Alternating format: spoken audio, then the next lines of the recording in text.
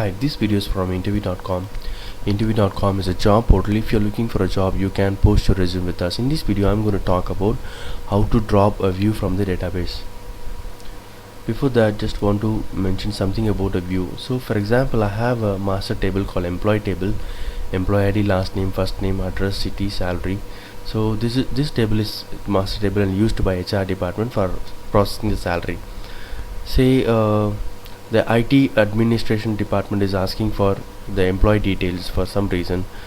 I can't disclose this salary column to all the departments. So what I can do is I can create an employee view with the required column names, excluding this salary column, so that other departments can view the same details. So for security purpose, I don't want to disclose this salary column to anyone because that's private information.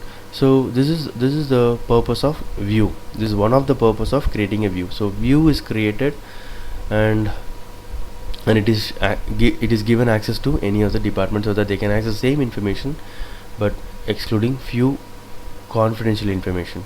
Okay, so this is the purpose of view. So for example, I have created a view already. This is employee underscore view. For some reason I don't want this view at all. So how do I drop this view? That's the demo I'm going to show. So I have created a view called employee view. For some reason I want to delete this view. The syntax goes like this: drop view, the view name. Okay, so the moment I execute this query, this view will be dropped. How do I ensure that it is dropped? Do a select query on this view. You'll be getting an error. It will say table or view employee view does not exist. Okay, so this is how you can drop a view. Hope this video is useful. Thank you and all the best.